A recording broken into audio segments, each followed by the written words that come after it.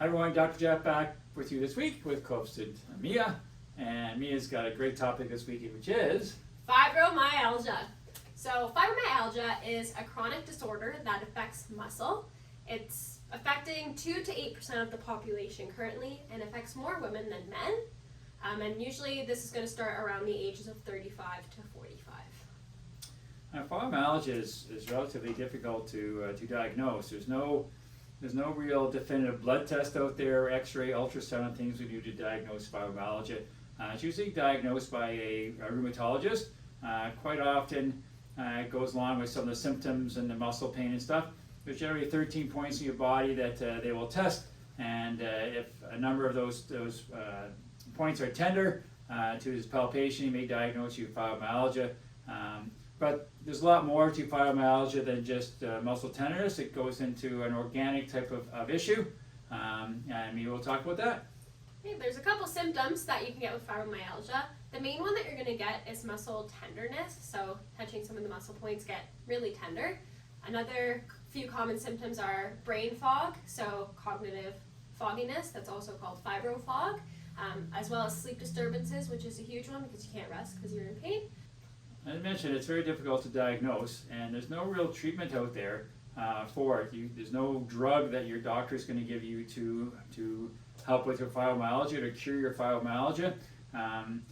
There are some medications they can do to help you with your sleep, and sleep is very important. A lot of people that get fibromyalgia because of sleep deprivation. They're not getting enough sleep, the body gets very tired, the muscles get very tired. So sleep is very important, so they can give you some things to help you sleep. It also could be caused from a trauma, from stress, and issues we don't really understand. People come in. I do have patients coming in, I do have a number of patients that come in with fibromyalgia, and really we don't really know what happened or what caused it. But when they do come in, there's certain things we can do here to help you out. One thing is do some chiropractic, because chiropractic deals with nerves, muscles, and bones, so doing some stretching and doing some adjustments. Acupuncture has been shown to help with it. Also massage, but you have to watch the massage. You need to be with a really good massage therapist, because they have to be aware of what your limit is as far as treatment is concerned, because they really irritate those spots that make you worse. So you really have to make sure you're with a well-trained and well-versed massage therapist. The other thing I have found, anyways, and in my reading with research, is a lot of times it's being caused because your cells and your muscles can't produce ATP. ATP is what the cells need to actually work. That's the energy that makes them. It's kind of the gas that makes the cells work. And for some reason with people with fibromyalgia, their muscles can't produce enough ATP and they fatigue very quickly. It's almost like going out and running a 100-meter race over and over and over and over and over again until your muscles are exhausted. That's kind of what fibromyalgia kind of feels like to these people. They're very stiff and very sore and very tender. There are some products out there. There's one product we sell here, Metagenic sells called fibromyalgia. Not everyone, but I've had a lot of my patients get a lot of relief from the symptoms dealing with when they take Fibroplex from Metagenics. So it's something out there that kind of helps give some energy into your cells. But fibromyalgia itself can be very disabling, can be very painful, and there's not a lot you can really do to help yourself. So one of the things that some newer research is showing with fibromyalgia, it could be linked to something called a metabolic disorder. This is kind of a newer type of thing that the researchers are looking into. What this has to do with, it has to do with how much sugar you get in your body, inflammation in your body, and a fatty liver. And what they're finding can happen is that with too much sugar in your body, you create inflammatory spots and you get fat into your liver, and your liver doesn't function properly. This causes many problems.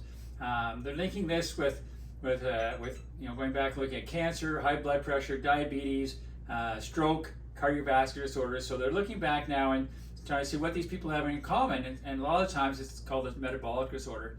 One thing it does when the muscle cells is it causes these muscle cells, for some reason, it's like sticking a straw in the muscle cell, and it kind of blows it up like a balloon.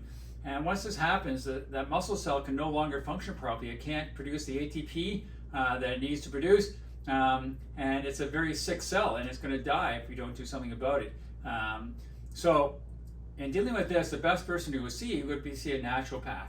A naturopath can do different types of blood work. They can look at your diet, can do a whole bunch of different things to look at things to see if you're suffering from a metabolic disorder. If you are, they can kind of help you with an exercise routine, with a diet routine, trying to cleanse your body of these excess sugars, try and help reduce the fatty liver and get your body functioning in a better way to get you out of this metabolic disorder. So that's, again, another thing that neuro research is kind of showing with fibromyalgia. So again, if you're suffering from something like this, a naturopath may be a person you can go talk to. That being said, that's all we have for you this week. Follow us, give us anything down below if you want us to talk about it ever. Follow us on Instagram at Goldsworthy Wellness, where we post more health-related content. And like always, here at Goldsworthy Wellness, We got your back.